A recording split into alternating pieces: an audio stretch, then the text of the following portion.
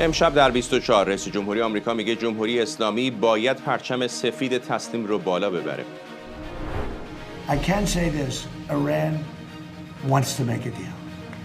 What I don't like about Iran is they'll talk to me with such great respect. دونالد ترامپ گفته ایران با وجود لفاظی‌های جنگ طلبانه در خفا به دنبال توافق، چون ارتشی برای جنگیدن نداره. هشدار لندن به تهران درباره دامن زدن به یهود ستیزی در بریتانیا. استارمر گفته تلاش برای ایجاد نفرت و خشونت در جامعه تحمل نمیشه. و حملات هوایی جدید ایران به امارات متحده عربی در ساعت گذشته. ابوظبی میگه هر تجاوزی رو میتونه با کارآمدی جواب بده.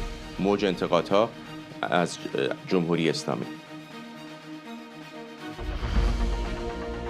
از استودیوی ایران اینترنشنال این 24 است با فرداد فرهزاد.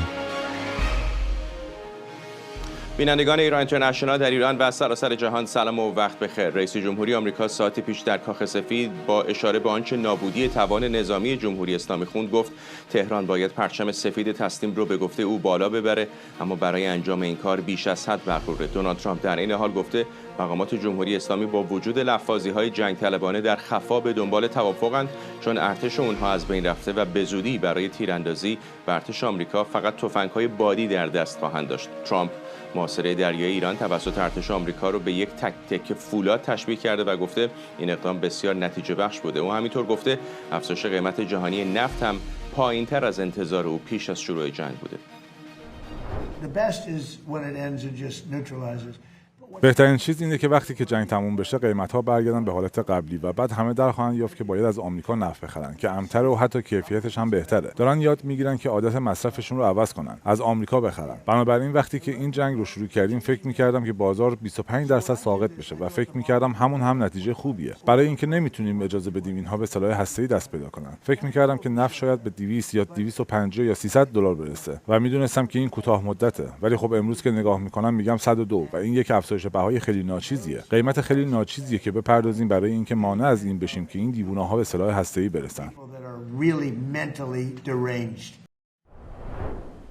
مرضیه حسینی خبرنگارمون از مقابل کاخ سفید به ما پیوسته. مرضیه، مشخص با اینکه تنش بسیار بالا رفته عملاً روی زمین آتش بس نقض شده، ولی کاخ سفید، وزارت دفاع یا وزارت جنگ، پنتاگون دارن سعی میکنن این تنش‌ها رو کم اهمیت جلوه بدن و توان ایران رو بسیار محدود.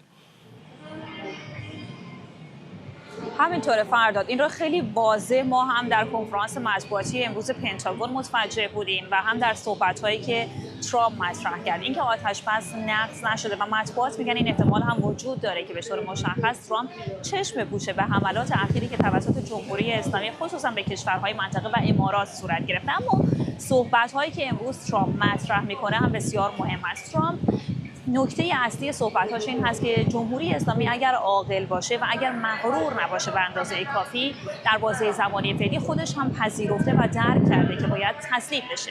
آنچه که امروز هم ترامپ بهش اشاره کرد و هم جنرال دن کین بهش اشاره کرد، کاهش بسیار چشمگیر توان دریایی جمهوری اسلامی است. جنرال دن کین هم گفت اینها قبلا حملاتی که به ما انجام میدادن با 20 یا 30 قایق همزمان بود، الان با 5 و 6 قایق میان انجام میدن. و ترامپ هم اشاره کرد، گفت اینها 159 فروند کشتی داشتن که ما در هفته اول جنگ براشون سرنگون کردیم. در نتیجه این کاهش چشمگیر توان دریایی به عنوان یک مثالی از کل کاهش توان نظامی جمهوری اسلامی به این معنی هست که اونها در خفا خواهان مذاکره هستن، خواهان توافق هستن، اما در تریبون‌های کشور خودشون در واقع اظهارات کاملا متفاوت رو مطرح کنن. نکته دیگری که مهم هست و ترامپ در طول 24 ساعت گذشته چندین بار بهش اشاره کرده، مسلح کردن مردم در داخل ایران هست. چه در این صحبتی که امروز مطرح کرد در داخل کاخ سفید و چه در مصاحبه‌ای که قبل از اون داشت، ترامپ گفت من مایل هستم، دو بار گفت، یک بار گفت من مایل هستم، یک بار گفت اگرچه همچنان مردد هستم که مردم رو ما باید در داخل ایران مسلح کنیم. استدلالش این بود که من نمیخوام کشتار مشابه گذشته در داخل ایران، یعنی کشته شدن 42,000 نفر رو دوباره شاهد باشن و تاکیدش بر این هست که اگر سلاح در بین مردم در داخل ایران توزیع بشه، توازن داخلی تنظیم میشه. در مقابل مثلا 250 نفر و 5 نفری که سلاح ندارن یا دارند، وضعیت کامل تغییر میکنه. این صحبت‌ها رو سناتور لینزی گراهام هم مطرح کرد. سناتور گراهام تاکید کرد که بنا به متمم دوم قانون اساسی آمریکا که حق داشتن سلاح رو برای شهروندان آمریکایی ملزم میدونه، ما باید از همین استفاده کنیم، به مردم در داخل ایران سلاح توزیع بکنیم، چون که در اون صورت خودمون لازم نیست نیروهای آمریکایی رو و سربازان آمریکایی رو بفرستیم به داخل خاک ایران. و نکته آخری که ترامپ در این صحبت‌های امروزش مطرح کرد این هم بود که ما به این دیوانه‌ها، خطاب به جمهوری اسلامی، به هیچ عنوان اجازه دسترسی به سلاح هسته‌ای رو نخواهیم داد. صحبت‌های ترامپ رو بشنویم. We can't let Iran have a nuclear weapon. You might be too young for this. نمیتونیم اجازه بدیم ایران به سلاح هسته‌ای دست پیدا کنه. شاید شما برای درک این موضوع خیلی جوان باشید، اما نمیتوان اجازه داد عده‌ای دیوانه به سلاح هسته‌ای برسن، چون دنیا به خطر میفته. ما رکوردهای بازار سهام رو شکستیم. داو جونز به رکورد رسید و S&P هم رکورد جدیدی زد. گفته بودن رسیدن به این اعداد سالها طول میکشه، اما ما خیلی زود به اون رسیدیم. من 8 جنگ رو پایان دادم، کاری که هیچ کس قبلا نکرده بود. حتی کسی که جایزه نوبل گرفته گفت این جایزه باید به رئیس جمهور ترامپ برسه. بعد به تیمم گفتم که همه رکوردها رو شکستیم، اما حالا باید ضربه‌ای رو بپذیریم، چون باید برای از بین بردن برنامه هسته‌ای ایران اقدام کنیم. اونها ظرف 2 هفته میتونستن به سلاح هسته‌ای برسن. ما با بمب افکن بیدوت این توان رو نابود کردیم. کاملا از بین رفت. اگر این کار رو نمی‌کردیم شاید اینجا نبودیم. خاورمیانه از بین میرفت. اسرائیل نابود میشد و بعد اروپا و ما هدف قرار می‌گرفتیم. ما اجازه نمیدیم چنین افرادی به سلاح هسته‌ای دست پیدا کنن. ما اونها رو به شدت شکست دادیم. حالا به قایق‌های کوچک با یه مسلسل روی اونها محدود شدن. قبلا 159 کشتی داشتن، اما همه در همان هفته اول نابود شدند و در کف دریا هستند. نیروی دریایی ندارن. نیروی هوایی هم همینطور.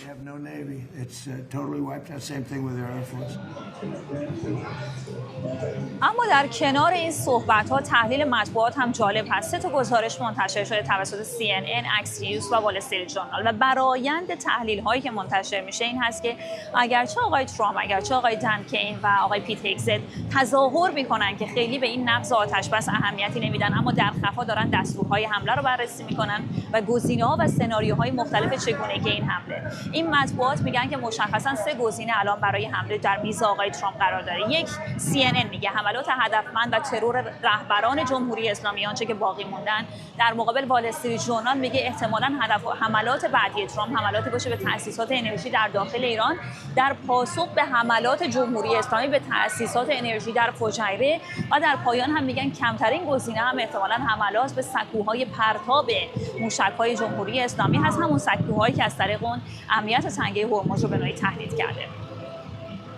ممنونم از تو. مرضیه حسینی همکارم از مقابل کاخ سفید اشاره بکنم که حدود نیم ساعت دیگه ساعت 3 بعد از ظهر به وقت محلی در شرق آمریکا قرار هست مارکو روبیو وزیر خارجه آمریکا هم در کاخ سفید کنفرانس مطبوعاتی داشته باشه که به مجرد اینکه شروع بشه شما رو به اونجا خواهیم برد. در ارتباط با تلاش‌های ایالات متحده برای بازسازی تنگه هرمز، ساعتی پیش وزیر جنگ آمریکا در یک نشست خبری با حضور رئیس ستاد مشترک نیروهای مسلح گفت پروژه آزادی تنگه هرمز به خوبی انجام شده و همه کشتی‌های تجاری به جز کشتی‌های جمهوری اسلامی حق عبور آزادانه از این آبراه رو دارند. همونطور که میدونید پرزیدنت ترامپ به سنتکام دستور داده که جریان آزاد تجاری رو در تنگه هرمز برقرار کنه تحت پروژه آزادی. این عملیات متمایز و مجزاست از عملیات خشم حماسی. پروژه آزادی ماهیتش دفاعی است، هدفش متمرکزه و موقت. هدف یک چیزه: محافظت از کشتیرانی غیر نظامی در برابر تعرضات ایران. نیروی دریایی و هوایی آمریکا نیاز ندارن که وارد حریم ایران بشن چون ضرورتی نداره، اما اجازه نمیدیم که ایران از این آبراه بین‌المللی سوء استفاده کنه. شهیر شهید ثالث، تحلیلگر روابط بین‌الملل و مسائل ایران از کلگری کانادا به ما پیوسته. آقای شهید ثالث، بازی جالبی رو آمریکا شروع کرده. اینطور نیست یک سره داره میگه که این حملات محدود ایران نقض آتش بس نیست، توپ رو انداخته در زمین ایران. به نظر بعید هم دست کم تا این لحظه میاد که ایران بخواد مستقیما به کشتی‌های آمریکایی یا حتی دورتر به اسرائیل حمله بکنه. تنها هدفش به نظر میسه تا این لحظه امارات متحده عربی بوده. چقدر توپ الان در زمین جمهوری اسلامی است و چقدر میتونه تحمل بکنه این شرایط رو؟ بله، سوال جالبیه و کاملا برداشت شما درسته. این صحبت‌هایی که امروز آقای هکسس کرد و ژنرال کین کردن، هر دوشون گفتن که ما به دنبال جنگ نیستیم. هکسس گفت صراحتاً ما به دنبال جنگ نیستیم. آقای کین هم، ژنرال کین هم برگشت گفت که کارهایی که جمهوری اسلامی کرده پایین‌تر از آستانه تحمل ماست. یعنی تا اینجا این حملاتی که کرده به امارات و یا کشتی ها که دیروز انجام شده واقعا برای ما اهمیتی نداره و هر دوشون هم تاکید کردن که آتش بس همچنان برقراره. خب این وضعیت واقعا هر کسی، حالا حتی زیادم تو مسائل سیاسی دخالت نداشته باشم، متوجه میشه که این شرایط خیلی شکننده ای شده. دیروز 2 تا کشتی از تنگه هرمز عبور کردن، همین. یعنی امروز هیچ گزارش دیگه ای نبوده. الان دقایق قبل الجزیره گزارش داده از ایران که کشتی‌هایی که میخوان از اونجا عبور بکنن باید مجوز بگیرن و الا در خطر هستن. حالا با این شرایط آیا واقعا یک نفتکش مثلا غول‌پیکر میاد و نقض میکنه این حرفایی که سپاه میزنه و به راه خودش اونجور ادامه میده؟ چون اینا باید مسیر عمان بگذرن، وارد آبهای ایران که نمیتونن بشن. ولی حتی همونجا هم اگر برن و تهدید جمهوری اسلامی و سپاه رو ندیده بگیرن، آیا واقعا همچین ریسکی میکنن؟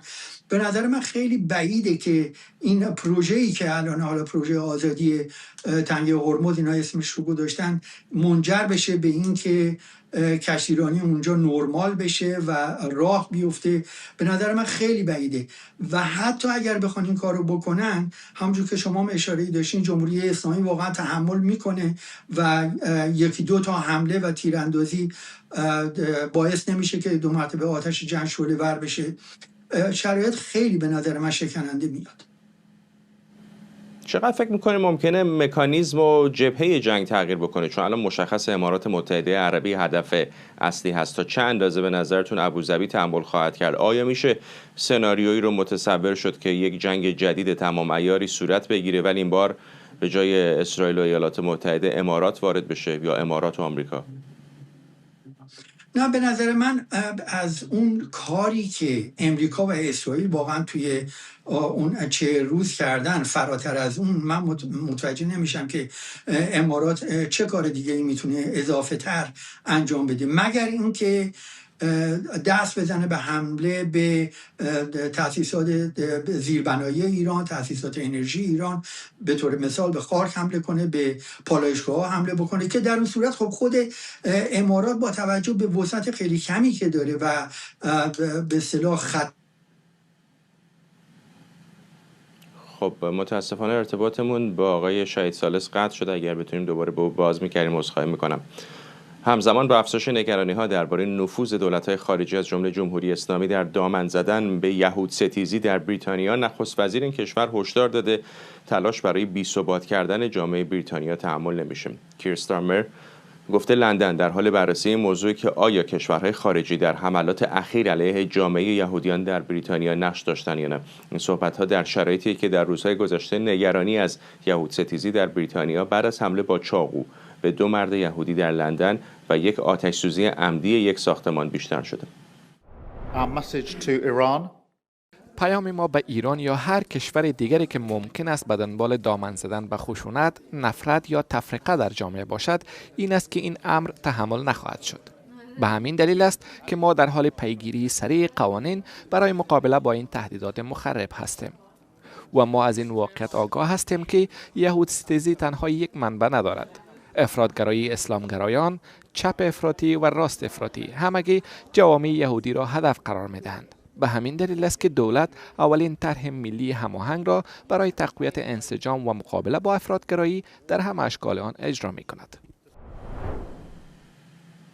جی سولومن روزنامه‌نگار در فری پرس از واشنگتن دی سی با ماست و همینطور مدیر اجرایی تحقیقات در برنامه افراط‌گرایی در دانشگاه جورج واشنگتن هم هست. ممنونم از شما آقای سولومن.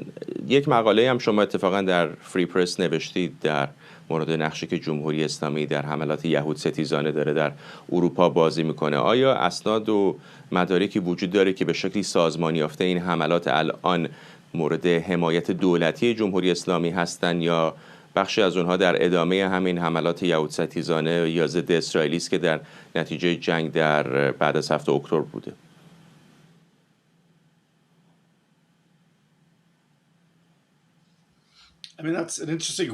سوال جالبیه. من با خیلی از مقام‌های اطلاعاتی در اروپا، آمریکا و اسرائیل صحبت می‌کنم. اونها بر این باور هستند که یک ساختار شبکه‌ای است. حملاتی بوده که در لندن، در هلند، در بلژیک در 2 ماه اخیر شاهد بودیم. می‌بینیم که یک زیرساختی رو حکومت ایران احتمالاً از طریق سپاه پاسداران سرهم کرده و می‌بینیم که شبکه‌ای نسبتاً پیشرفته از عوامل اجیر شده هم هستند. خیلی از اینها تینیجر هستند، سنشون پایین، خرد تبهکاران هستند. شاید احتمالاً حتی ندونن که کی داره بهشون پول میده، فقط برای پول این کارو میکنن. بنابراین به این ترتیب دارن تلاش میکنن که وحشت در کشورهای اروپایی ایجاد کنن، چیزی که قطعا هدف رژیم ایران هست و فاصله‌ای میخوان ایجاد کنن بین خودشون و کسانی که این پول رو میگیرن. اینها شباهت داره با چیزایی که ما در گذشته از جانب ایران شاهد بودیم. به عنوان مثال اعضای گنگ‌های تبهکاری از اروپای شرقی رو دیدیم که متهم شدن به تلاش برای قتل مثلا روزنامه‌نگار یا مخالف ایرانی مسیح علی نژاد در نیویورک. دیدیم که اونجا رفتن به یکی پول دادن که از جانب رژیم این عملیات رو انجام بده. اما حالا می‌بینیم یه مؤلفه دیگری هم هست، یعنی این عوامل از راه دور پول میگیرن، از طریق کانال‌های تلگرام رمزافزار میگیرن و بنابراین سطح جدیدی از فاصله رو رژیم ایران بین خودش و اونها ایجاد کرده. به نظر میسه که برای نیروهای اجرای قانون اتفاقاً حداقل اون بخشی که مالی هست شاید رصدش راحت‌تر باشه، چه نهادهای یهودی باشه، چه به قول شما روزنامه‌نگاران باشه. خود تلویزیونی که ما درش کار میکنیم ایران اینترنشنال هم مورد حملات مشابهی قرار گرفته. اما علاوه بر کمک‌های مالی به نظر میرسه که در شستشوی ذهنی، در تلاش برای نفوذ در افکار عمومی، چه از طریق رسانه‌ها، شبکه‌های اجتماعی، نهادهای آموزشی در اروپا، جمهوری اسلامی سعی میکنه که دلهای بسیاری از کسانی که سمپاتی دارن با فلسطینیان یا مخالفت دارن با یهودیان رو هم به دست بیاره. اون چقدر بحران خطرناکتری هم هست، چون حتی اگر جمهوری اسلامی با فرض اینکه سقوط بکنه هم اذهانی رو که تغییر پیدا کردن نمیشه به این راحتی مهار کرد.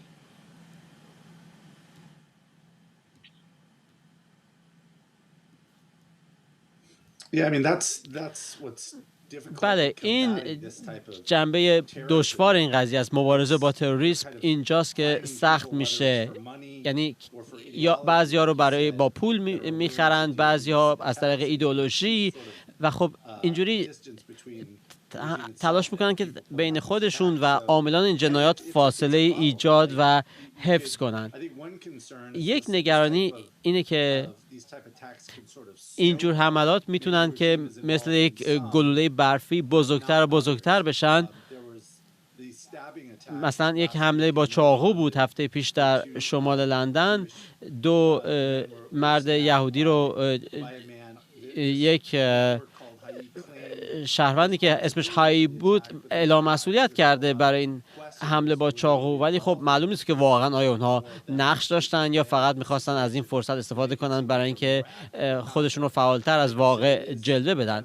همونطور که گفتید اینها میتونن که یک توپی رو به حرکت در بیارن و بعد دیگران خودشون به دور و بر خودشون نگاه میکنن و میگن که خب بیا ما هم وارد این مقوله بشیم، اگرچه شاید مستقیما اجیر یا استخدام نشده باشن. این جنبه خطرناک این مسائل هست. انگار یک دست نامرئی است، گاهی وقتا نامرئی است، گاهی وقتا نامرئی نیست. این قضیه دشوار میکنه مبارزه با این پدیده رو. موضوع یهود ستیزی به خصوص در اروپا دیگه چیز تئوریکی نیست واقعا. یعنی کافی شما به بسیاری از پایتخت‌های اروپایی برید، در همین لندن کنیسه‌هایی رو می‌بینید که با نیروهای مسلح محافظت میشه، مدارس بچه‌های یهودی رو می‌بینید که با نیروهای مسلح محافظت میشه. یکی از دوستان اسرائیلی من میگفت در دانمارک همین چند روز پیش سوار اوبر شده و راننده اوبر مسلمان تباری بوده که وقتی فهمیده او اسرائیلی او رو از ماشین پیاده کرده. چقدر به نظرتون اروپایی‌ها، منظورم دولت‌های اروپایی است، اقدامات کافی کردن و آیا غول از چرا خارج شده؟ کاری هست الان بتونن بکنن برای برگرداندن آرامش برای جامعه یهودیان؟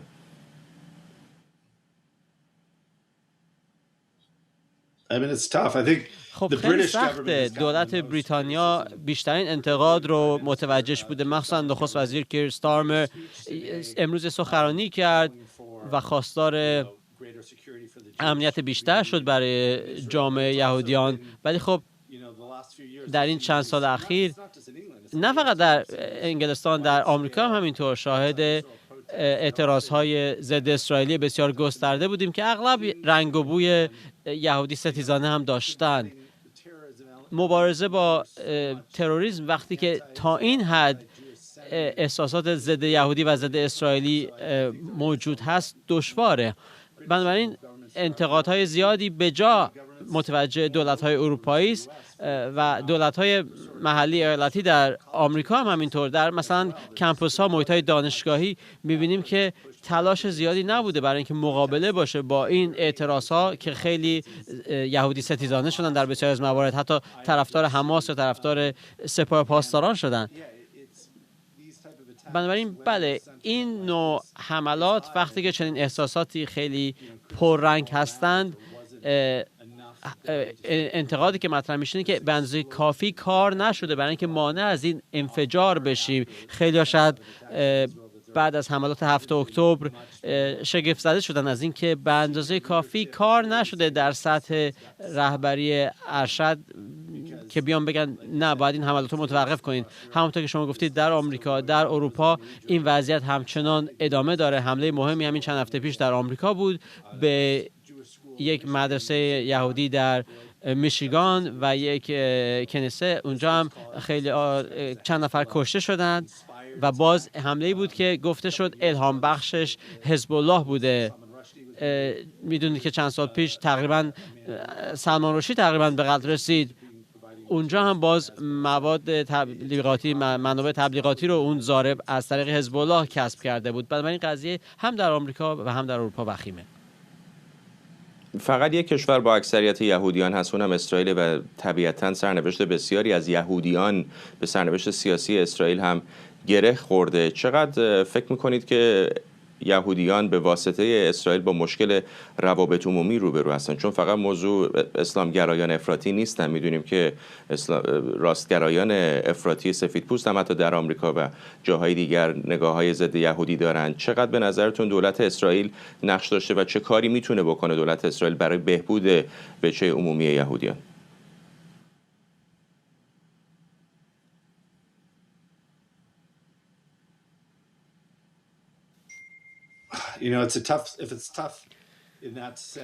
خب این سخته برای اینکه مسئله است که به زمان خلق کشور اسرائیل، تأسیس کشور اسرائیل برمیگرده. خیلی از یهودیانی که در گوشه و کنار جهان زندگی می‌کردن نگرانشون این بود که خب اگه کشور یهودی تشکیل بشه، تأسیس بشه، بسیاری به اونها خواهند گفت خب حالا که کشور یهودی دارین چرا نمیرین تو همون کشور خودتون زندگی کنید؟ طبیعتاً در آمریکا دولت و بسیاری حمایت میکنن از حق اسرائیل برای بقا و بعد از 7 اکتبر از اسرائیل حمایت کردن. طبیعتاً لزوما نباید که با همه اقدامات دولت اسرائیل موافق بود. میبینم که در آمریکا بسیاری از یهودی‌ها تلاش میکنن که حملاتشون رو متوجه نتانیاهو کنن به صورت خیلی شخصی. شاید برای اینکه از خودشون محافظت کنن میخوان که از نتانیاهو انتقاد کنن. بنابراین میگن که از کشور اسرائیل حمایت میکنن ولی از سیاست‌های نتانیاهو لزوما حمایت نمیکنن. حالا آیا این وضعیت فروکش خواهد کرد وقتی که جنگ در غزه و جنگ با ایران متوقف بشه؟ نمیدونم. برای بسیاری از یهودیان این یک مقدار ترسناک است. میدونیم که بعد از 7 اکتبر خیلی به من گفتن که الان حمایت از اسرائیل زیاد شده. بهشون گفتم چند روز صبر کنید، چند هفته صبر کنید و از این وضعیت خیلی زودگذر هست و انتقاد از اسرائیل دوباره حتی بیشتر هم خواهد شد و دقیقا همین اتفاق افتاد. بنابراین نمیدونم تا چه اندازه خود دولت اسرائیل میتونه نقش آفرینی کنه اینجا. حالا چه دولت آمریکا باشه، چه بریتانیا یا جوامع یهودی، اینها باید به این قضیه بپردازن چون مسائل محلی هستند و طبیعتاً آمریکایی‌های یهودی یا بریتانیایی یهودی پیوسته با این اتهام روبرو هستند که وفاداریشون در درجه اول به کشور اسرائیل هست. بنابراین اگر اونها بیان به دولت اسرائیل برای کمک مراجعه کنن، رجوع کنن، این اتهام حتی سنگین‌تر هم میشه. به نظر من بهتره که در سطح محلی این قضیه حل بشه. ممنونم جی سالمن، روزنامه‌نگار در فری پرس از واشنگتن دی سی با ما. همین الان که داریم صحبت میکنیم ببینم که آرام آرام پودیوم رو دارن آماده میکنن برای ورود مارکو روبیو وزیر خارجه آمریکا که قرار هست امروز در کاخ سفید صحبت بکنه، در شرایطی که کارولین لویت سخنگوی معمول کاخ سفید برای مرخصی تولد فرزندش در تعطیلات هست. به محضی که او صحبتش رو شروع بکنه به کاخ سفید خواهیم رفت.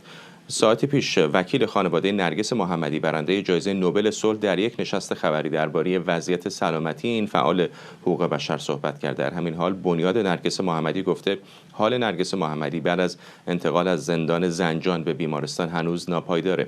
همکارم نیلوفر پور ابراهیم گزارش میده. شیرین اردکانی وکیل خانواده نرگس محمدی در پاریس در یک کنفرانس خبری از وضعیت این فعال حقوق بشر و برنده جایزه صلح نوبل گزارشی رو به رسانه‌های فرانسوی داد. پنجمین روزه که به گفته او خانم محمدی در بخش مراقبت‌های ویژه یا CCU بیمارستان زنجان تحت تدابیر شدید امنیتی به سر میبره. وضعیت بسیار وخیمی رو داره که به گفته او بدترین شرایط رو در مدتی که تو این سالهای گذشته در زندان بوده سپری کرده. 2 بار دچار حمله قلبی شده در این 3 ماهی که در زندان زنجان بوده. 20 کیلو وزن کم کرده به طوری که به گفته او قابل شناسایی نیست و بسیار فرق کرده با قبل. وضعیت جسمی او که قبل از این هم به شدت وخیم بوده، میگه که بین مرگ و زندگی وضعیت او و اگر وضع به همین شکل ادامه پیدا بکنه و او به نوعی نفس‌های آخر رو بخواد بکشه، جامعه جهانی مسئول خواهد بود. اشاره میکنه که با این اقدامات جمهوری اسلامی داره حکم مرگ او رو به نوعی اجرا میکنه برای فشار آوردن بهش و همینطور شکستن او در واقع اجازه انتقالش به تهران و درمانش تحت نظر پزشکای متخصصش رو به نوعی نمیده.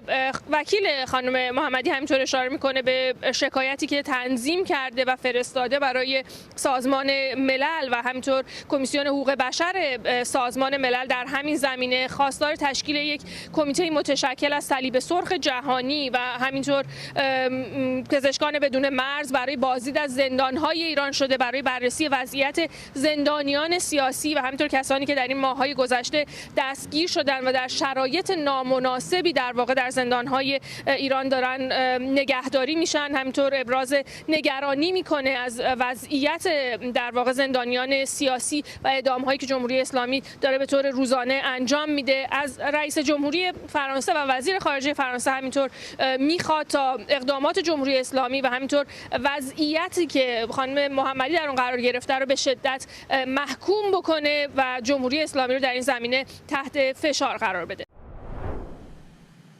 نیلوفر پور ابراهیم از پاریس گزارش میداد. در واکنش به حملات پهپادی و موشکی ساعت گذشته جمهوری اسلامی، رئیس امارات متحده عربی گفته این کشور با تکیه بر توان نظامی، انسجام اجتماعی و قدرت حکمرانیش قادر هر گونه تجاوز رو با کارآمدی پاسخ بده. این در حالی که موجی از واکنش‌های دیپلماتیک جامعه جهانی در محکومیت حملات اخیر ایران به امارات ادامه داره، از جمله اتحادیه اروپا که گفته آماده است برای کاهش تنش‌ها کمک کنه.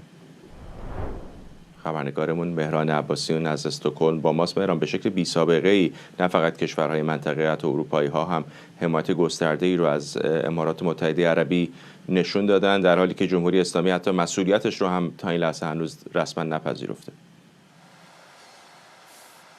دقیقاً فرد، در واکنش به این حملات یه موج محکومیت توی اروپا شکل گرفته، هم در سطح اتحادیه اروپا و هم از طرف کشورهای عضو. خب اتحادیه اروپا گفته این حملات رو محکوم میکنه و آماده است برای کاهش تنش‌ها و جلوگیری از بدتر شدن اوضاع کمک کنه. در سطح کشورها میتونم بگم چند بازیگر اصلی در اروپا موضع گرفتن. کشورهای مثل آلمان، فرانسه و هلند با بیانیه‌های جداگانه این حملات رو محکوم کردن و گفتن قرار دادن زیرساخت‌های غیر نظامی، هدف قرار دادن اینها در واقع میتونه اوضاع منطقه رو بی‌ثبات‌تر کنه. خب دلیلش هم مشخصه. دلیل این واکنش‌ها به این سرعت نگرانی از اینه که تنش‌ها در خاورمیانه بیشتر بشه و تبعاتش حتی به اروپا هم کشیده بشه. هرچند باید بگیم سر قیمت سوخت این تبعات فعلا به اروپا رسیده. برای همین همزمان روی راه حل‌های دیپلماتیک و مهار بحران دارن در واقع تاکید میکنن. اما بین این موضع‌گیری ها سوئد یه مقدار سریعتر ظاهر شده. فرداد وزیر خارجه این کشور ماریا مالمر در شبکه ایکس با اعلام همبستگی با امارات متحده عربی مستقیم جمهوری اسلامی رو مسئول این حملات دونسته و اون رو به شدت محکوم کرده. خب سوئد بارها نقش جمهوری اسلامی رو هم در خاورمیانه و هم در اروپا مخرب دونسته. والا این پست وزیر خارجه هم موضع دوباره تکرار شده است. ماریا مالمر تاکید کرده راه حل باید بتونه امنیت کشورهای منطقه رو در برابر تهدیدها و حملات جمهوری اسلامی تضمین کنه. در واقع داره این رو به مخاطبا یا به جامعه جهانی یا به دولت‌های اروپایی داره میگه که جمهوری اسلامی امکان داره در آینده این کار رو تکرار بکنه. باید یک تعهدی از جمهوری اسلامی گرفته بشه که این موشک‌پرانی‌ها و این حملات تکرار نشه. موضوعی که نشون میده نگاه استکهلم به نقش ایران در واقع یک نگاه امنیتی و انتقادی. خب این اظهارات در ادامه همون سیاستی که سوئد در ماه‌های اخیر دنبال کرد، یعنی تاکید بر این که فعالیت‌های جمهوری اسلامی فقط محدود به خاورمیانه نیست و میتونه تا اروپا هم امتداد پیدا کنه. باید بگم خانم مالمر امروز در یک کنفرانس خبری هم اشاره کرد که در رابطه با سیاست خارجی خودش یک نهاد اطلاعاتی خارجی دارن تأسیس میکنن که یکی از دلیلاش خود جمهوری اسلامیه. ممنونم از تو. مهران عباسیان همکارم از استکهلم. حسین علیزاده تحلیلگر مسائل بین الملل هم از لندن به ما پیوسته. آقای علیزاده، در خود جریان جنگ هم امارات حتی بیشتر از اسرائیل مورد حملات جمهوری اسلامی قرار گرفته بود. الان در میانه این آتش‌بس دوباره اهدافی در امارات به خصوص شاید مهمتر از همشون در فجر هدف جمهوری اسلامی قرار گرفتن. آیا شرایطی رو می‌بینید به خصوص با توجه به لفاظی‌هایی که از دو طرف داریم میشنویم که ایران و امارات وارد جنگی تمام عیار بشن؟ خیلی بعید میدونم امارات به تنهایی بخواد دست به این ریسک بزرگ بزنه. به هر حال امارات مثل یک ساختمون شیشه‌ای سرمایه گذاری پروازها به منطقه است. از نظر پرواز جذب سرمایه تا همینجاش هم بسیار بسیار اقتصادش افول پیدا کرده و اگر پایانه فجیره به طور کل نابود بشود، راه تنفسی، منظورم راه صادرات نفتش هم کلاً از بین می رود. به نظر نمیرسه که تنهایی دست به این اقدام بخواد بزنه، مگر اینکه بخواد امریکا رو قانع بکنه، که امریکا هم که برای قطر به عنوان کشوری که گفته بود متحد خارج ناتو ما هست، در دو مورد امریکا سکوت کرد. یکی موردی که اسرائیل به قطر حمله کرد، دوست امریکاست، میدونست، اطلاع داده بود، ولی امریکا گذاشت اسرائیل حمله کرد، و مواردی هم که جمهوری اسلامی حمله کرده. در چنان موردی که قطر اون جایگاه رو داشته، امریکا براش اقدامی نکرد. در مورد امارات هم بعید چنین اقدامی رو بکنه. بنابراین امارات نه، من بعید میدونم شخصا و رأسا بخواد دست به این اقدام بزنه و شرایط براش شرایط مناسبی نیست. ولی آخه دست به کاری هم نزنه، همچنان جمهوری اسلامی بهش حمله بکنه و هیچ پاسخی نده، یکم غریب نیست برای کشوری با پرستیژ امارات؟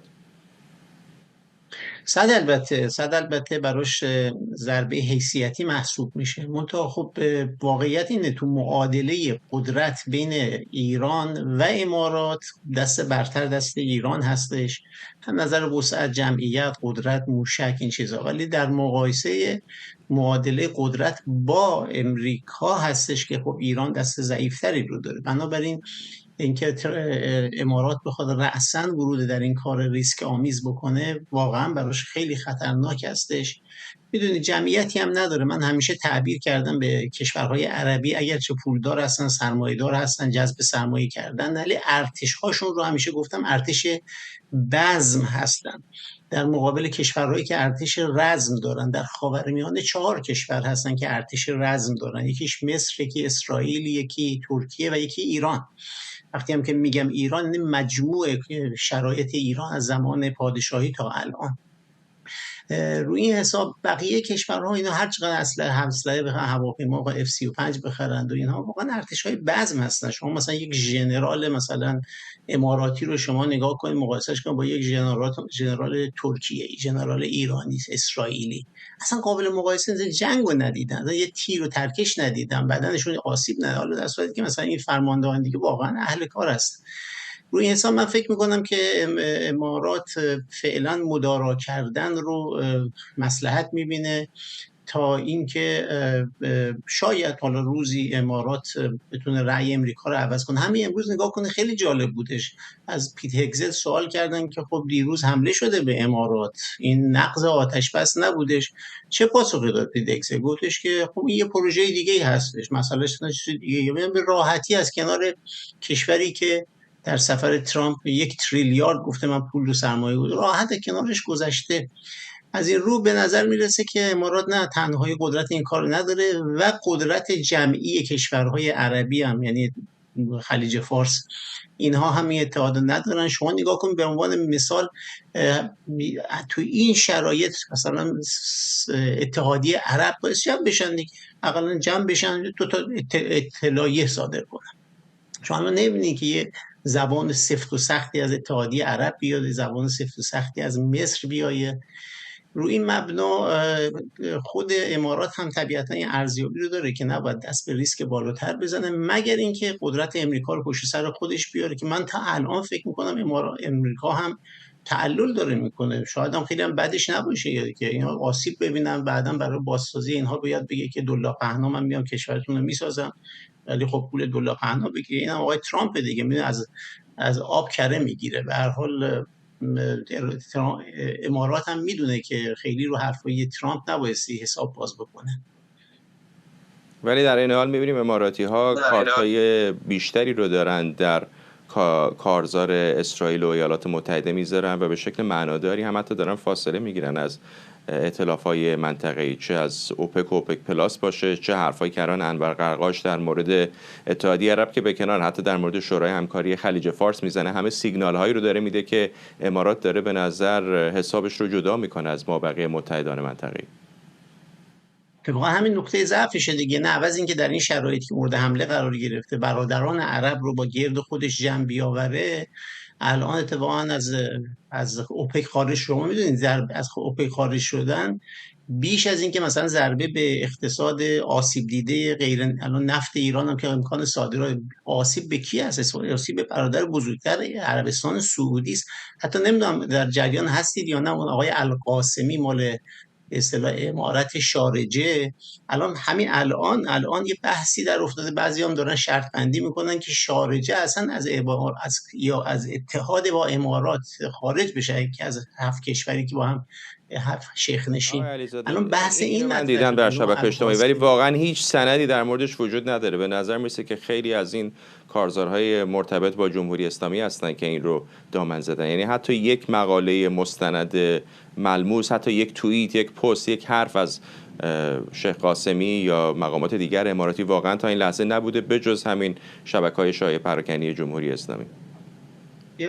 شبکه‌های به اصطلاح چی میگن قمار و شرط بندی کردن، اینها مثلا تو این ورود کردن. ضمن اینکه بعد سوابق اون القاسمی رو بدون، القاسمی تمایل به عربستان سعودی داره، خیلی با مواضع به اصطلاح محمد بن زاید که جوانتر خودش حساب اون رو حساب میکنه با اون نمیکنه. ولی میخوام بگم که تشخیص شما کاملا تشخیص درستیه. در جایی که امارات میبایستی اتحاد ایجاد بکنه، الان عربستان سعودی رو رنجانده و کشورهای دیگه نفتی رو هم رنجانده. مثلا الان روسیه آیا خوشحال هستش که امارات بیاد و انقدر نفت به بازار تزریق بکنه که درآمد هنگفتی که روسیه داره از نفت الان حاصل میکنه مال اون هم بیاد پایین؟ پس یه اقدامی انجام داده که همه رو آزرده کرده. البته آقای ترامپ رو خوشنود کرد. آقای ترامپ گفتش که این اقدام خیلی بزرگی بوده، آقای ترامپ ازش قدردانی کرده.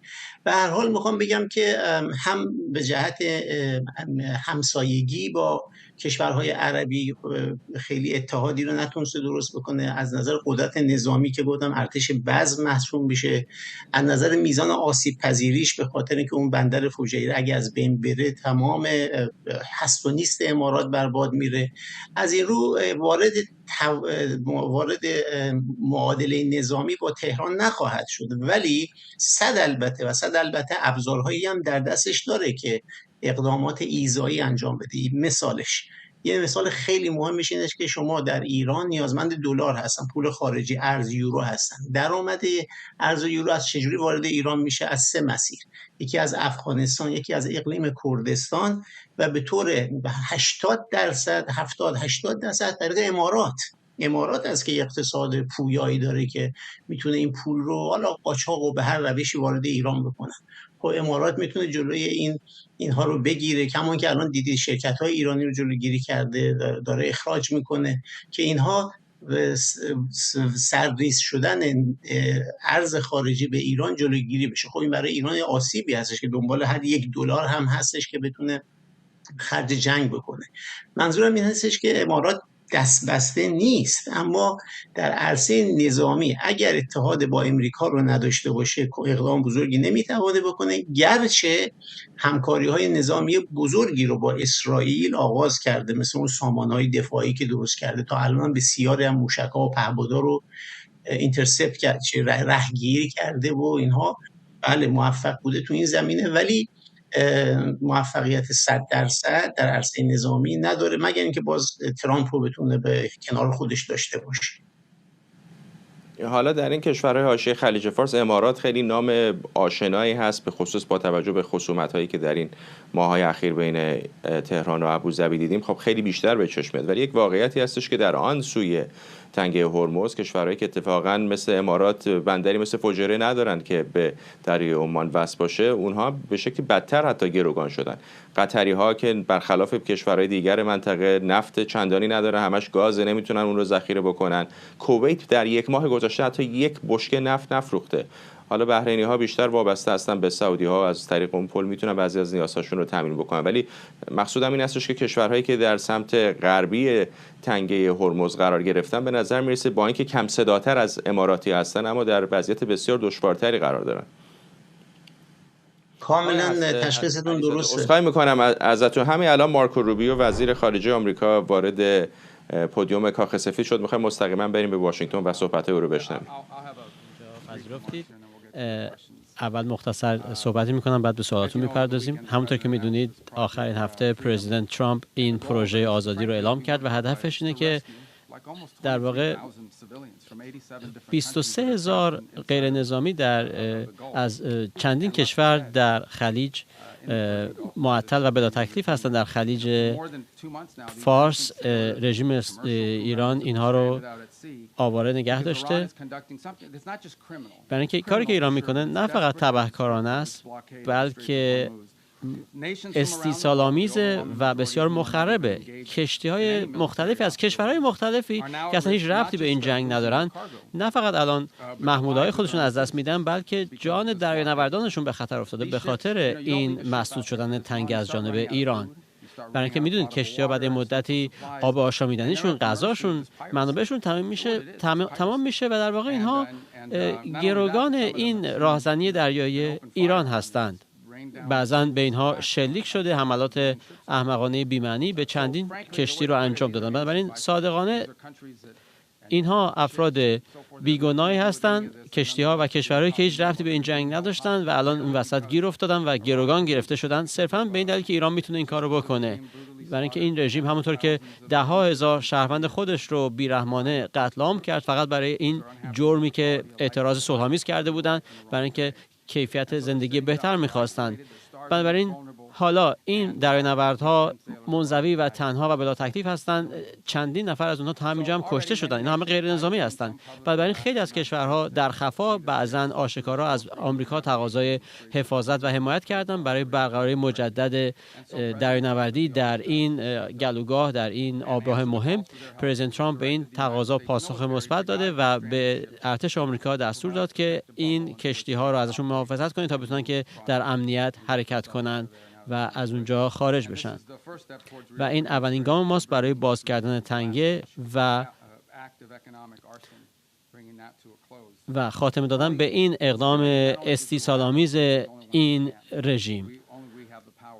ما تنها کشوری هستیم که میتونه الان این گام رو برداره و این گام رو برداشتیم. تحت رهبری پرزیدنت ترامپ آمریکا کمک خواهد کرد به دوستانمون. در برابر رژیم‌های یاغی مثل رژیم تهران قد علم خواهیم کرد و ابایی نخواهیم داشت از استفاده از نیرومون و از نیروی نظامیمون در خدمت منافع ملی خودمون. چیزی که خیلی مهمه که همه بفهمن اینه که این یک عملیات تهاجمی نیست. این یک عملیات دفاعی است و معنیش خیلی ساده است. شلیک نمیشه مگر اینکه اول به ما شلیک کنن. ما به اونها حمله نمی‌کنیم، اما اگر اونها به ما حمله کنن، اگر به کشتی‌ها حمله کنن، باید بهشون پاسخ بدید. اجازه نخواهید داد که یه قایقی بیاد به یک کشتی نزدیک شه و به اون شلیک کنه و ما پاسخ خواهیم داد و حالا تعداد دقیق رو نمیدونم ولی تا همینجا موفق بودیم و ادامه خواهیم داد به هدف گرفتن اینها. پهپادها رو میزنیم، موشک‌ها رو میزنیم، اما ماهیت این عملیات دفاعی است. بنابراین اگر داستانی بشنوید درباره حمله و تبادل آتش و اینها، تبادلی در کار نیست. ما فقط در صورتی جواب میدیم که اول به ما حمله بشه. این یک عملیات دفاعی است. درباره اهمیت این تنگه، این تقریباً 1/4 نفت جهان از اینجا میگذره به اضافه حجم عظیمی از سوخت و کودهای شیمیایی. رژیم ایران نمیتونیم بهش اجازه بدیم که دیکته کنه چه کسی میتونه از این آبراه حیاتی استفاده کنه.